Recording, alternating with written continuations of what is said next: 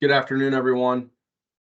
We're just giving it a few moments for everybody to gather. We're excited to bring this presentation to the NAEMSP membership. Advocacy, state-focused advocacy, something we've been working on for a couple months. We've got some exciting tools, some ideas, some suggestions, all taking everybody through this kind of funnel of advocacy so you can go ahead and really engage in this process of policy on behalf of your profession.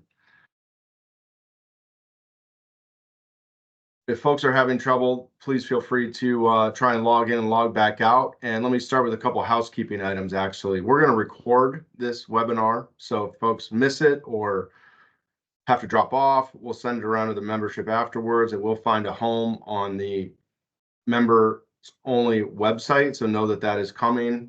There is a chat. If folks have questions as we go along, feel free to dump them in the chat. There will be dedicated time at the end to address as many questions as we can get to of topics, subjects, or anything that comes up along the way. If we can get to it during the presentation, we'll try, but no, we are doing the best we can with the Q&A piece. So let me ground us a little bit here. My name is Chris Kruger. I'm the Group Vice President of Public Affairs here at Kellen, working on behalf of NAEMSP.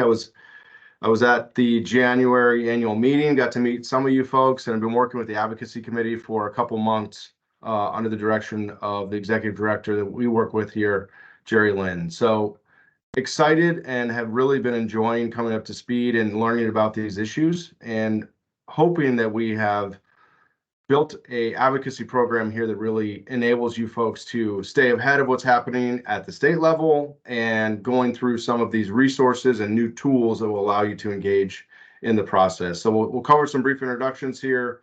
We'll do a little bit of a one-on-one on advocacy, on outreach. We'll go into the resources and tools. And as I alluded to, we'll have some time for Q&A. So let me pause there, make sure everybody's getting in okay, and people that are having any connectivity issues are where they need to be. Okay. Okay, let me introduce my colleague here at Kellen, who's in the public affairs practice. He's been working at this for over 10 years as well on issue campaigns. He's a real policy expert, and I think brings a lot to what we're trying to produce today. His name's Drew Brackwell. You can see him up on your screen. He's going to guide us through a handful of slides here as we kind of clip through what is advocacy, what are we trying to achieve, and again, unveiling some of these really new and exciting tools that hopefully can enable this program to engage in the process. So let me pause there, turn it over to Drew, and look forward to the presentation. Yeah, thanks, Chris. So to start out, I think it's always helpful to define terms, what we mean by advocacy. And when we say advocacy, it comes from the Latin, right? Advocare, right, which just means to summon or to call out for. Really, at its most basic, I think advocacy is really just asking for help, basically. Generally in the context that we're talking about, you're asking powerful people for help in changing something about your physical circumstances that's causing you a problem. You're speaking to people in positions of power who have the ability to change your circumstances. So from a 10,000-foot view, that's really all it is. It's just speaking up, asking for help from people who have been put in a position of authority in our society, and asking them to help. And I want to add a note here that everything we're kind of about to get into also applies at the federal level, but we're focusing on the states today because there are some differences and some nuances in approaching state advocacy. We think that state level advocacy is also increasingly important, and I think it deserves its own substantial focus because increasingly we're seeing more and more activity at the state level, particularly in the last decade or so, as federal politics have become increasingly gridlocked. Certain states, we often will call them the bellwether states, have been developing increasingly complex and robust regulatory regimes over the last several decades, and these bellwether states also increasingly drive policy at a national level because they set an example that other states and even sometimes the federal government will often choose to follow. So that's one reason why, we're focusing on the states today.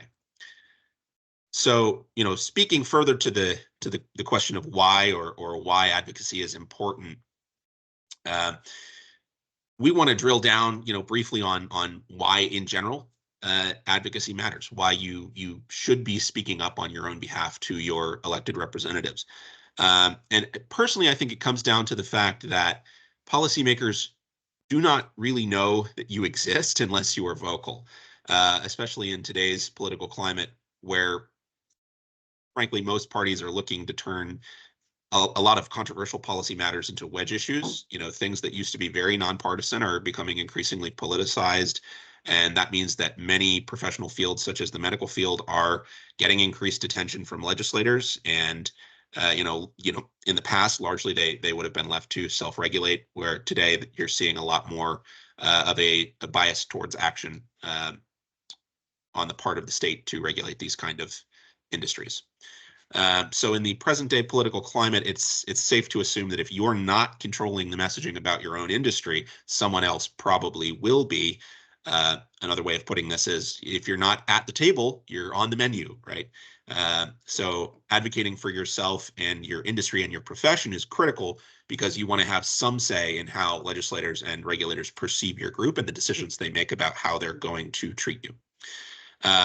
And when you've done the groundwork to make relationships with legislators, if they see a bill come across their desk that impacts, just talking to EMS folks here, if they see a bill that impacts the world of EMS and you were in front of them or their staffers recently enough, they're going to be much, much more likely to stop and consider how this bill will impact the EMS community in their district and in their state before they ever vote on it. So to building, it speaks to the importance of building real relationships with your representatives as much as possible. And to do that, you need consistency, you need proactivity, and you need to demonstrate that you have a coalition of like-minded voters in your district. So that gets us to Advocacy 101, right? Avenues of approach, how volunteers can really do advocacy at a nuts and bolts level. And there's basically 5 different oversimplifying a little bit, but there's basically 5 different avenues of approach when it comes to communicating with elected officials.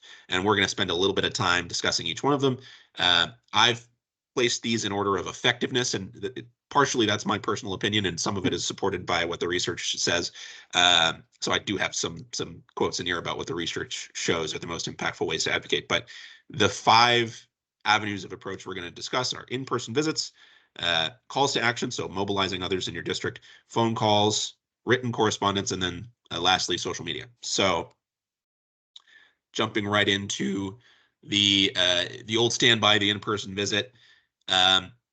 Research by the Congressional Management Foundation is one of the best sources for this question of what actually works when you're talking to legislators. And they have consistently found that an in-person meeting is the most effective way to get a legislator's attention.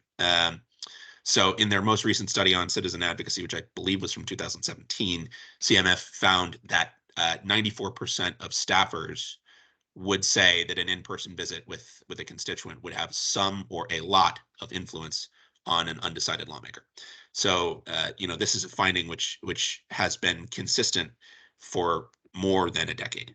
Now, the CMF focuses on federal politics, but I think it's even more the case in the states, where representatives generally have a smaller number of constituents to please, and they therefore generally need to pay greater attention to what each individual voter is concerned about.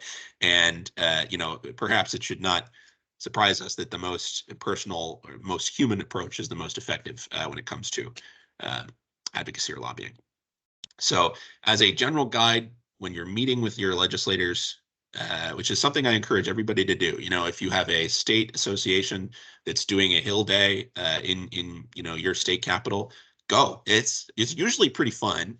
It's a real opportunity to stretch your legs and get outside your comfort zone.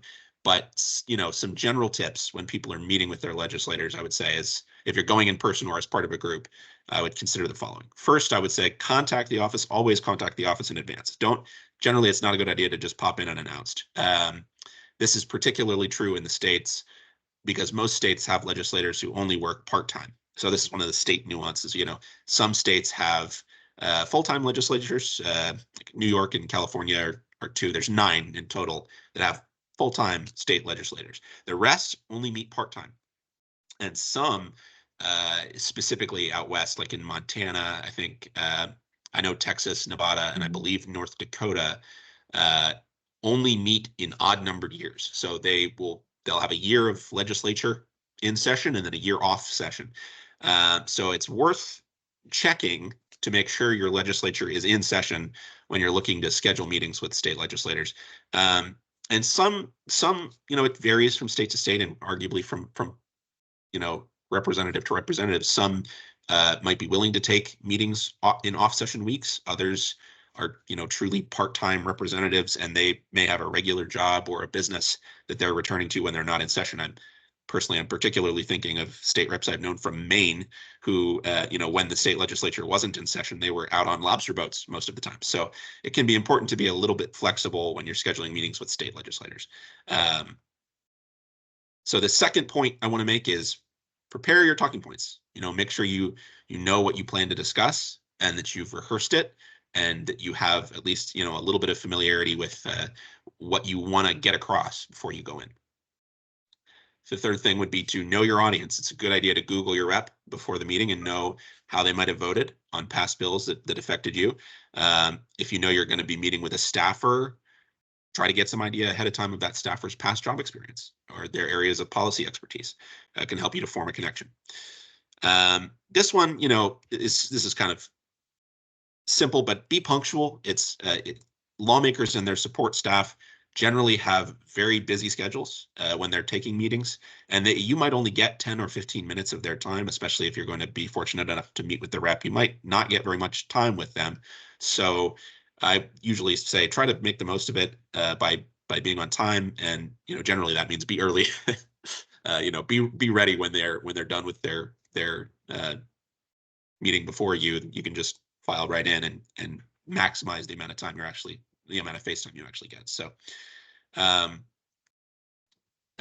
it helps to bring supporting material as well. This is the next one. Prepare an agenda and bring supporting material. The Congressional Management Foundation that I mentioned, they have also reported that providing materials like maps or charts or other infographics that sort of visually show the impact of an issue or a bill on the legislator's district is like the most effective thing you can bring with you to the meeting as a messaging tool. So next up, be concise and focused. Try to stay on message. This is a skill that you kind of learn with time of how to avoid rambling. Your legislators do want to hear from you, and they do want to hear your life story, but it is best if you can somehow tie your life story back to what you're trying to get across, because then they'll walk away from the meeting with the main thing in their head being what you came there to talk to them about, the message that you're trying to share. Then listen actively. Often a representative will have some, aspect of their own personal life to share.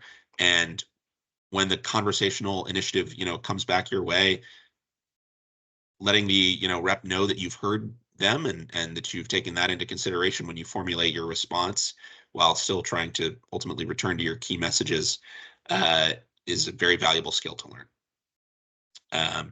And then last but not least, follow up, right? If you're going out of your way, if you're taking the time out of your busy schedule and the rep is taking the time out of their busy schedule to meet in person, that is a springboard for a real relationship that you should capitalize on.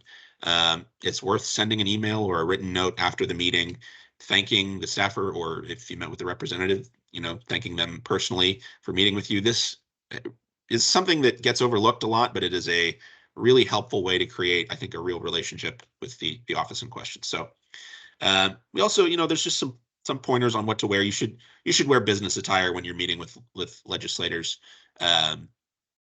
Generally, in fact, I think most state capitals have a dress code, so you'd be expected to wear, if you're a man, a suit and tie or a dress shirt with dress pants. If for women, a business suit or a blouse with dress pants or a skirt, professional wear.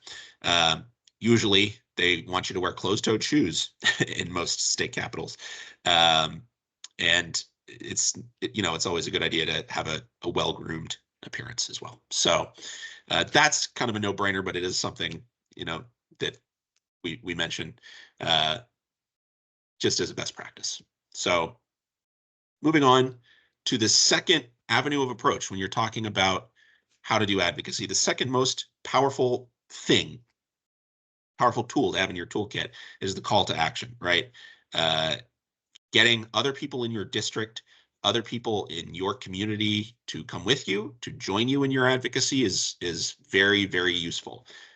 Research shows that at least when it comes to issue areas where representatives haven't already made up their minds, if it's not a controversial wedge issue where the party's going to vote one way and so they have to vote that way.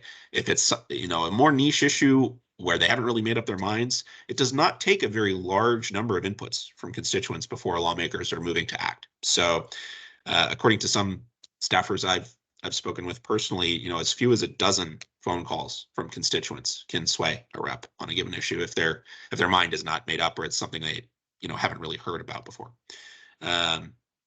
So a call to action targeting your colleagues, your friends, and members of your community can help you build a coalition of impassioned advocates, which demonstrates to your representatives that there's a substantial group of constituents in their district who agree with you on the given issues that you're talking about. And I think this speaks to the importance of being proactive about outreach to legislators in general. There's a real first mover advantage in politics. So if your coalition group gets in front of legislators first on an issue which has yet to become a hot button partisan topic, you stand a real chance of gaining a controlling stake in the narrative surrounding that issue. It's not uncommon at all for legislators to put forward bills on behalf of relatively small, passionate interest groups which have a presence in their district. Especially if those bills address non-controversial issues or are solving problems that are plainly a nuisance to their constituents. So we're going to get into this a little bit later on in the presentation, but we have put together a state advocacy toolkit for you all, which does include a sample call to action that you can copy and paste. We don't mind. We'll discuss this a little bit later on, but suffice it to say, we are here to provide you with all of the resources you need to do this kind of critical advocacy effectively. And we've got a sample one of these call to actions in our toolkit. So then the third sort of thing we're going to discuss, the third avenue of approach, is phone calls. And there is a long-standing wisdom in government affairs circles that if you can't meet with a legislator in person, calling is the next most effective way, right, to get their attention. There's been some debate in recent years over whether phone calls or emails are more effective. Personally, I think phone calls have a slight edge over emails because, for one, it requires the staffer to spend more time figuring out your actual stance, which I think has the subconscious impact of making the staffer feel like that touch point with a constituent was more important because it took up more of their time. And I think phone calls also offer a real-time opportunity for the staffers to question you about your stance and ask for clarifying details and for you to provide more information to answer their questions. And I also think there's just something more personal about hearing another voice on the other end of the line, which helps to humanize your viewpoints. So one thing we recommend when calling legislators is to use a call script. Now, there is sometimes a disadvantage in sticking too closely to the script. You don't want to try not to sound canned or like it's a robocall, but don't feel the need to stick to the script 100%. But it's, I think, always helpful to have some guidance to refer yourself back to the script to keep yourself on track. It's also, I think, a helpful tool to kind of get over the intimidation factor of what should I say, right? If you have some idea of what you're going to be saying in advance. So our toolkit also has a good generalized call script that you can use. So that's phone calls. Written correspondence is another great way to make your voice heard with legislators. I think the most effective, if you have the time, is actually to handwrite a letter to your representatives. These handwritten letters are increasingly few and far between. And some legislators I've met with have told me they pay about 2 or 3 times more attention to a handwritten letter than to an email or a phone call, because it reflects, I think, a correspondingly greater level of personal attention that was paid by the constituent. right, to this issue. So, but regular old emails are also very effective. The Congressional Management Foundation, which I mentioned earlier, says that individualized email messages are considered impactful by 92% of staffers surveyed. So as part of the rollout of this new state advocacy effort that NAEMSP is taking on, we have set up a legislative action center, which will be living on the NAEMSP website. It actually should be up now, and I'm going to get into a little demo of it in a few moments.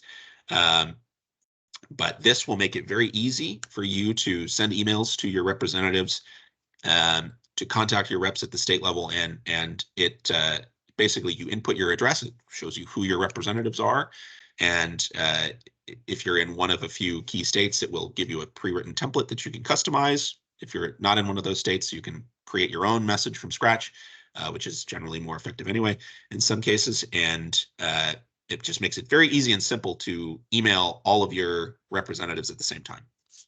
But I highly recommend when you're using a tool like that to take advantage of the personalization fields in the templates.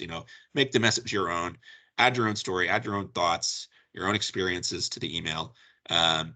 Sending a form letter by mail is substantially less effective, right, than taking the time to personalize a template or even composing your own message wholesale, because I think that this same CMF study shows that a form letter is only about 56% effective, or rather only 56% of staffers would say a form letter is an effective method of getting their boss's attention, as opposed to, the 92% for the personalized email. But still, a good, well-crafted email from a passionate, well-educated advocate is something that Congress people pay attention to, and state representatives do as well. And then last but not least is social media. So in a 2014 survey, so from 10 years ago, so take that with a grain of salt, and social media's dynamics have changed a little since 2014, in my opinion. But CMF did find in 2014 that 78% of staffers believe that social media posts directed to their office would have some or a lot of influence if their member was undecided on an issue. So this is, I think, a little less effective than email or phone calls. I think it's certainly less effective than in-person visits, but in modernity, more and more of the public discourse has moved online. And I think that means that social media has become an even more important avenue for policy discussions, in my opinion. And that is where a lot of the conversation is happening. And when you're using social media to advocate before public officials, remember to mention if you're a constituent, and you should, consider updating your profile to follow elected officials and see what they're doing when they're in the district. Because engaging with legislators on social media when they're at home during recess periods, you're more likely to actually catch them using their personal account instead of a staffer sending their tweets for them. And that approach, I think, enhances the ability of constituents to actively correspond with their own representatives on social media. Some reps, some politicians use their own social media all the time. It's pretty much always them. And others, it's usually a staffer, a comms staffer that's running the Twitter if they're not back at home. And it can be obvious which is which, right? Like famously, Senator Chuck Grassley is pretty much always using his own Twitter account himself, and his tweets are very entertaining. But so it's worth mentioning that this can be a very easy way to actually communicate with your real, legislator, especially if they're home in their district, and it's an off-session period. So. Great overview there, Drew. I'll give you a moment there to catch your breath. And I think that's awesome ground setting for everybody going into this. And I think it's important to keep in mind audience. This is something that we are always thinking about. Lawmakers, staff, they're an inch deep and a mile wide. They are spread incredibly thin. They are asked to focus on countless issues. So whatever might be the most important thing that you're working on, or at the forefront of your agenda, they may never have heard of. So this is an art. We don't know what breaks through the best, or how, or when. If a lawmaker's at home reading an article in the newspaper, or staff is getting a host of emails, or someone's providing comments or testimony. It's all kind of this beautiful puzzle that works together to hopefully educate around an issue, and deploying all of these tactics. We're going to get into the actual mechanism of how you folks can do it a little bit easier. I think the regular, consistent communication to educate in this process is really critical. So. And another thing I should mention is a housekeeping note. If you have any questions for us, we're going to have Q&A at the end of the presentation. Put your questions in the Q&A feature as you think of them, and we'll get to them at the end if there are any. So this part here, we're getting into a discussion on the new tools and resources that NAEMSP is providing to members for them to touch base with their own state lawmakers. So the first thing, like I mentioned several times, is this toolkit, the NAEMSP State Advocacy Toolkit, which has a lot of the same kind of stuff that we've discussed today, just in written form, and it also contains templates and example messages for things like emails, phone calls, calls to action, social media posts. This will be hosted on the website, where you can access and download it for your own use. And please feel free to copy and paste from this as much as you need. So this is sort of part one.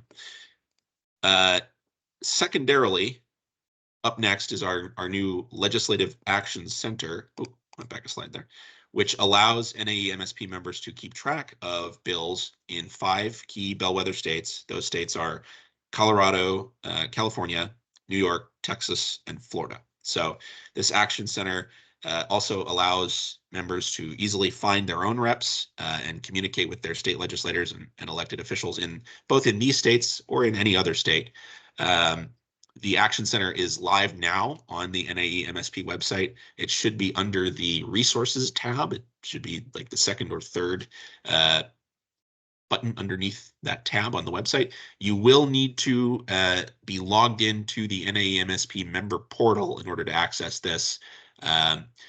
So, not just anybody can use this. It's got to be an NAEMSP member. It's for members only. So you'll have to be logged in order to access it. There will be a little pop-up that says login, please, when you try to click that button. But once you're logged in, you'll be able to see it embedded there on that page. And we're focusing on these 5 states first because we've heard from NAEMSP members that these are kind of the site of significant legislative activity in the states on the EMS issue. I know it's not the only place where your industry is under attack, but these are where the fires are burning the hottest, from what we've been told. And the board is dedicating resources to help folks in these states advocate, but the tool is useful for everybody everywhere. You'll just have to write your own message to your legislators or give them a call. It will not have preloaded templates like it would if you were in one of these 5 states. So up next, a little demo of the kind of thing you'll see when you get into the Legislative Action Center. When you first log in, you'll see up top, at the top of the page, there will be a button that says call your state representatives, an action. It says call your state representatives, which you can do this from any state. You just click the take action button. It'll ask you for your street address and your zip code. And then when you enter those, you'll be taken to a page which displays the public contact phone numbers for your respective governor, your respective state senator, your respective state representative. And there's going to be a basic call script reproduced below each representative, along with a box to check off if you end up giving that lawmaker a call. And when you're done making calls, you can click a button that says done calling on the left-hand side of the page, and the system will add your calls to a tally on the back end that will let us know who's calling from where. And that will help us, keep track of who's using our new shiny tool. So the sort of second thing you'll see below the phone call action, you'll see a box that says compose your own message. You fill in your address there, and it'll bring you to a page that lists your legislators along with a space for you to fill out your own message, which personalized messages are the most effective. But it takes a little bit of extra time to compose a message.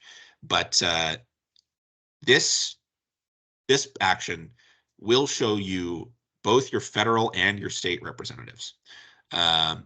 So if you're interested in just sending it to federal, unclick the boxes next to the state lawmakers. If you're interested in only sending it to state, unclick the federal ones. And you can select which specific lawmakers you want to send a message to. And then beneath that general compose your own message box, you will find the targeted EMS clinician outreach action. This is the one that's applicable for people that are living in those 5 key states that we're tracking bills in. So you scroll to find your state, you select take action, and once you enter your address, you'll find a list of your state legislators along with a pre-written message template that you can personalize. We highly encourage users of this portion of the site to personalize their messages. This will give your messages more impact. So that is, those are preloaded with some messages already. So, and then at the bottom of the homepage, there's another form where you can just input your address to see all the elected officials who represent you, including federal, state, and local officials. And this kind of will take you over to the directory tab, which will be at the top of the navigation bar, where you can view a state-by-state directory of all elected officials in the US. So here's what that will look like. The directory tab and the what's called the bills tab both will have a map on them. The difference is that the bills tab will allow you to view relevant bills that we are tracking in the 5 states that we're focusing on. So if you select bills on the navigation bar, it will bring you to this map. You select the state that you want to take a look at, and you'll see a list of the bills that NAEMSP is tracking in that state.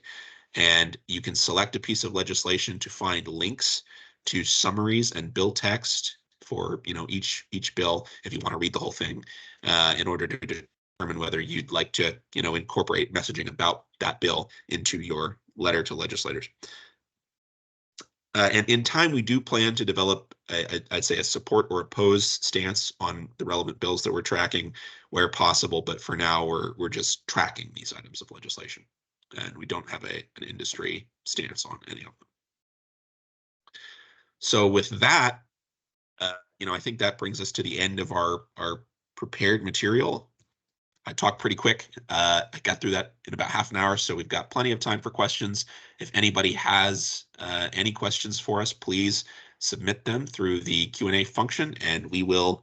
I'll read them off, and I'll have Chris answer them, and then I'll add some color commentary if I can think of any. So let's see. Does anybody have any questions for us in the Q&A?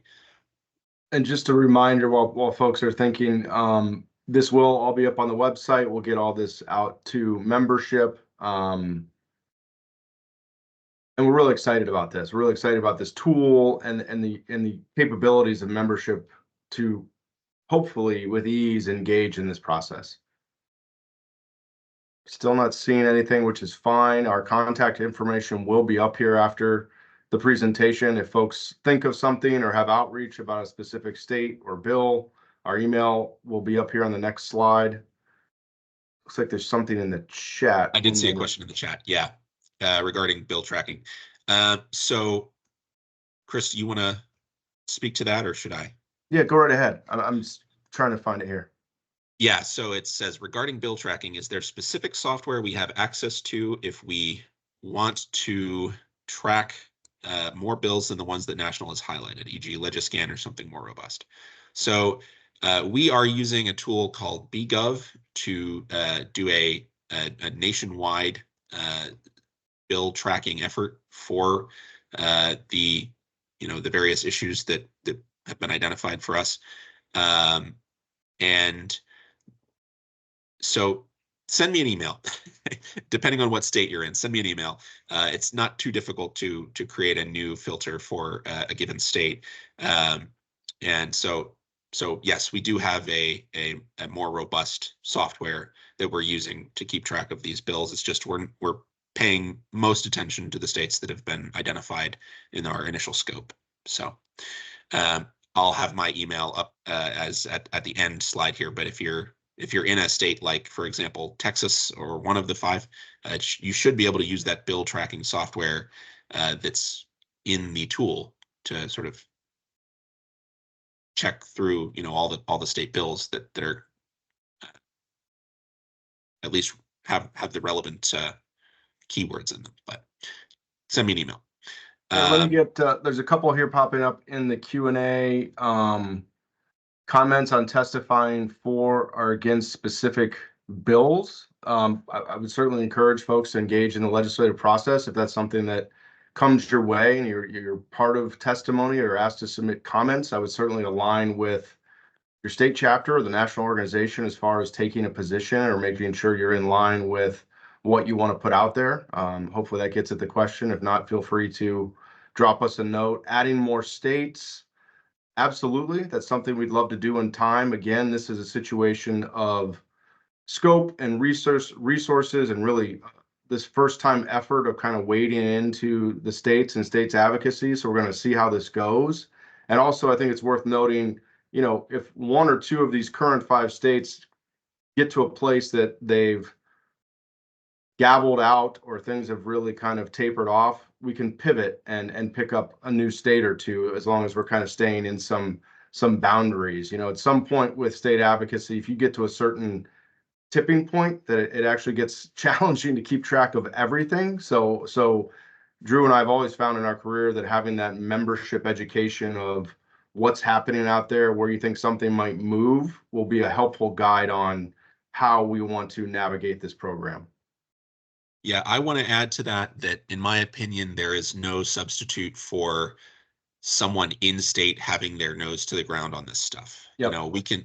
The most sophisticated legislative trackers out there only give you warning once the bill is in, the legislative process. So if something is coming down the pipe and it hasn't been introduced yet, and it's still in the imagination of a couple legislators, there is no way for a national organization to know about it, if we don't have contacts with, really the people writing legislation in all 50 states, which nobody really does. It's very hard to get advance warning. There is no software solution that really gives you advance warning. Whereas if you've laid the groundwork and you have relationships with some key champions on, in a given state capital, and they catch wind of a bill that would affect you, they're likely to tell you about it. Having friendships, relationships with staffers who, if they see a bill that's going to impact the EMS community, they might email you and say, hey, what do you guys think about this? That is in my opinion, that is the best form of insurance that you can have against unexpected, legislation. And that's not something that a software tool can build. It requires a real investment of time by volunteers, in my opinion. And some states, might be at a place where they're ready to put together a real monitoring program, and there's a person there who's really got their ear to the ground, and some states might not. And it's our hope that over time we will develop such a robust network that nothing can slip by. But there are, multi-million-dollar organizations that still have a real hard time monitoring all 50 states. It is a challenge. That's great. Thanks, Drew. A couple other items here. The QA button, if folks are having trouble, feel free to use the chat. It's up in the top header, Q&A. It should be displaying hopefully on the dashboard for everybody that's online. Yes, this is being recorded. This presentation is being recorded. This and all the materials that we have ticked through will be available to all members. We will be sending them out. They will be on the members only website, as Drew was talking about. So fear not. If you missed it or had to drop off, this will be making its way around. I did see a question, Chris, about, do you need to put a disclaimer? My views don't represent NAEMSP. So the templates that we've preloaded for the 5 key states in question, I believe none of them mention NAEMSP by name.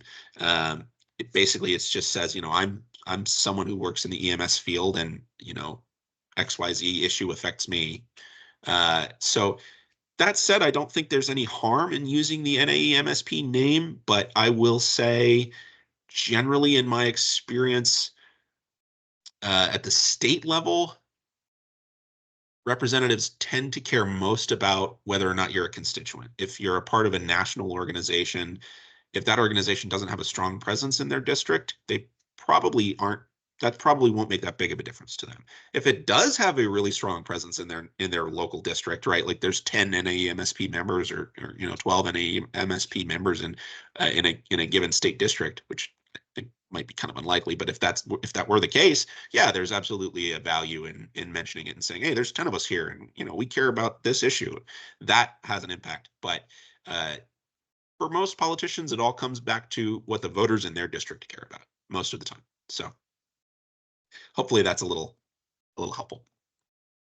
Yeah, I would agree with all that. I mean, if there's a national organization position to be taken, that would come through the ranks of your membership, your leadership. That would probably go out on letterhead. It'd be signed by the president. To me, that's the position of an organization. A constituent signing their name to a letter, that is absolutely what you think or how you feel about a certain issue. Okay. I saw one. How often is often enough to meet with reps without overdoing it? That's a great question. That is a good one. Yeah. It is a great question. First off, I would look at the state, going back to some of the earlier comments that Drew made, and get a sense of when they're in session. And if it's a couple months every year, I would target maybe once a session. Look for those opportunities to create the relationship through thank you notes and things of that sort, attending. And this is starting an election year, so they're going to be out amongst the people. They're going to be at parades. They're going to be at town halls. They're going to be at district events. They're going to be at campaign rallies. Those are equally excellent opportunities to remind somebody, shake their hand. It was great to see you 2 months ago. What's happening in this space? So it's a fair question, and I think you'll be able to tell at some point. Hopefully, it never gets to this by silence on the response of an email, or folks are just not responding. Everyone is busy in this space, so don't take that personally. But I would say this is absolutely a situation of less is more, and really go in there with something to talk about. There's an issue, there's a position, there's something that's moving that you really want to make sure staff and the lawmaker hear from you directly. I did see a question about, will there be a universal NAEMSP email to direct questions about bill tracking and other issues? I think we're working on that. I believe so. Don't hold me to that. But you can always email Chris or I if you have any questions about bill tracking or other issues. You know what? Why don't I go to the slide now? These are our emails, and you can always send an email to one of us. That's probably more likely to come to us in a quick fashion than if it went to a general info at an NAEMSP inbox or something like that. Back to the last question, absolutely great point in the chat. Help with campaigns, great way to gain that visibility. Absolutely. Yes. Campaign volunteers. I mean, look at this town, right? I mean, most of the folks that have gone on to be long-term or career lawmakers, those trusted voices in their ear, those trusted people that are around them, probably came up through the campaign ranks. So it is absolutely valuable to build those relationships. And I think Drew would agree with me here. Yes, there is some level of value in talking to the actual elected official in person, and it's great to have those relationships. But the staff level is really where the rubber meets the road. It's where things are going to get done. It's where those relationships can really help folks understand an issue, or writing a paper, or developing a comment. To me, that's critical. Yeah, I want to add that I think that is certainly, in my experience, 110% the case at the federal level, right? So at the federal level, it is mostly staffers telling their bosses how to vote. Not always, sometimes a rep at the federal level will have a passion issue or something that they really do know quite a bit about, but the scope of the amount of stuff that Congress people have to keep in their heads is huge, and most offload a lot of that brain work to their trusted staffers. At the state level, I mean, at the state level, a lot of representatives are sort of struggling to staff their offices. There are going to be fewer staffers. So, they might have to oftentimes dive in and make a decision themselves about whether or not they support a given thing. It depends. It can vary a lot from state to state. So some states have a pretty good budget for state rep staff, and some have none, basically. So it just kind of depends. But yeah, I agree. I really agree that don't be ashamed if you can't get time with the actual rep. Meeting with the staffer is usually just as good. I did see one, and helping with the campaign, back to that point, Yep, that is absolutely. phenomenal advice. Yeah, definitely. They are always really grateful. If you're helping them to get elected, they will remember you. I saw a question about how EMS advocacy seems largely targeted at local issues. Are there national level lines of effort from NAEMSP that we can support at the local level?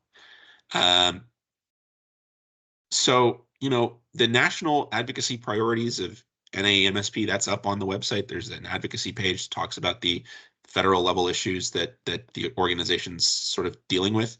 And I'm not sure how much of that cross applies at the local level, but it's, in my opinion, you can never be too well educated about what's happening to your industry. So all the resources that this association makes available to you, you should read them. Find out what at the national level NAEMSP is working on, what bills are being worked on, and definitely, this toolkit and this legislative action center that we're putting together or have put together for you guys is designed to be that sort of national support for state issues. And we hope that it'll be a successful program and that it can expand to, further in the future. But yeah, that's what I'd say about that. That's right. And I would only add to that, I know the association has a federal legislative Hill Day coming up in a couple months here in Washington, D.C. So I'm sure there'll be a lot more information coming around soon on how to get involved, what those issues are, and what that messaging will be encompassing up on Capitol Hill. Yeah, come to the fly-in for sure if you get the opportunity. I always recommend, for people, if your organization that you're a part of is doing a federal fly-in, go. It's really cool. Absolutely. Yeah. So then I have one more here. Could you discuss how much influence at the local and state level, or local/state level, has to do with big picture stuff, i.e. legislation, versus local political stuff, i.e. a state lawmaker pressuring a county commissioner or township supervisor to fund or support something? This is a great question too. Who's really pulling the wires? Chris, you answer this. You give your thoughts on this first. I have some thoughts. Yeah, sure. I mean, it is a great question. I think, going back to looking at how we've organized these states, right? Because we've seen a lack of action on the federal landscape over the past couple Congresses, all the action has really moved out to the states, right? Because states can be a little bit more nimble. It's easier to govern a smaller amount of people, et cetera, et cetera. So I think, and famously, I'll go back to the Tip O'Neill, great Speaker of the House decades ago, all politics is local, right? So creating these relationships at the local level, I do think have probably a greater impact on your local community and the state level community. But as it connects to the big picture, for me, here's the key. Someone that is sitting on the state legislative assembly today in 8 or 10 years could be walking the halls as a senator. Creating that relationship now on the issue will absolutely connect to that big picture at some point if their career elevates that to that level.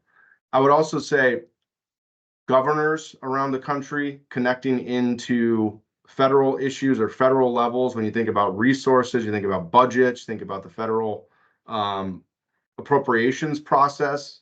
Local noise does filter up, and I think that does help move some of the issues at a larger level. I mean, you go back to some of the federal lawmakers, and the earmarks are back, and business is good, right? That you look in the last minibus that passed, there was loads and loads and loads of earmarks funding going back to those lawmakers, districts and states, right? So again, it's creating that relationship locally to make noise in your backyard, and I think up to the federal level. So I mean, that's a heavy question that we could probably do a whole webcast on, but that's how I think about it, at least. Go ahead, Drew. I was going to say, I think maybe the question is more along the lines of, right, like when stuff happens at let's say in the world of EMS, is that usually because there's top-down legislation pushing it, or is it because, you know, a state lawmaker is pushing for the local politicians, the township supervisors, right, to fund or support EMS in their townships? I would say, so my guess, and this is a sort of uneducated guess, but in general, representatives, they have the power of the purse, right? That's their the laws that they make. It's usually having to do with how tax money is spent. So there is a degree to which state legislation and state legislators can dictate how much funding comes from the state down to the local level.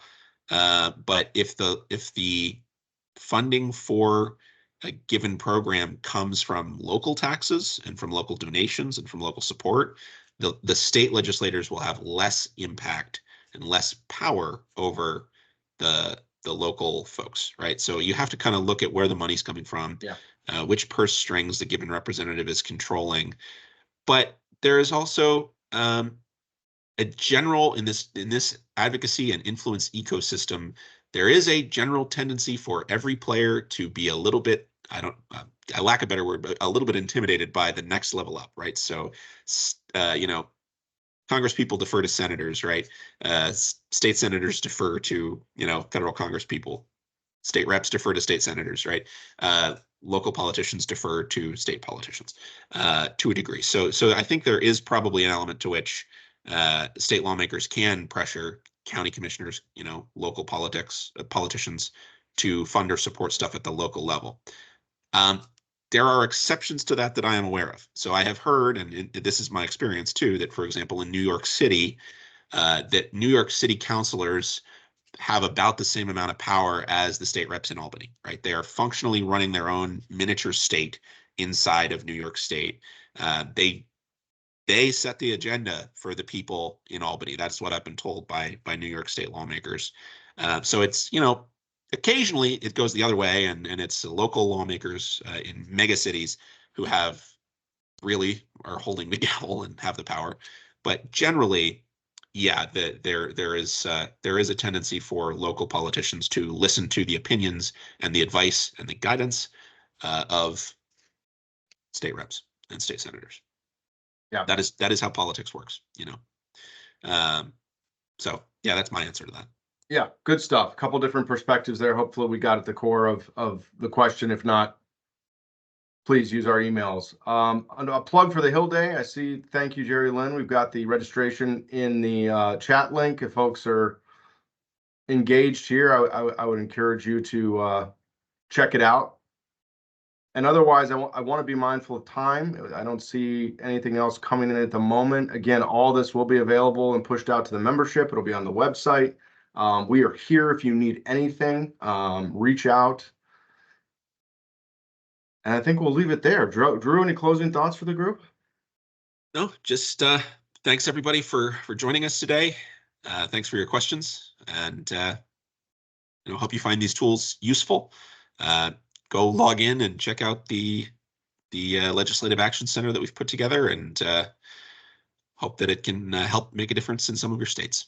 So that's right. Thanks all. Thanks, everyone. Take care.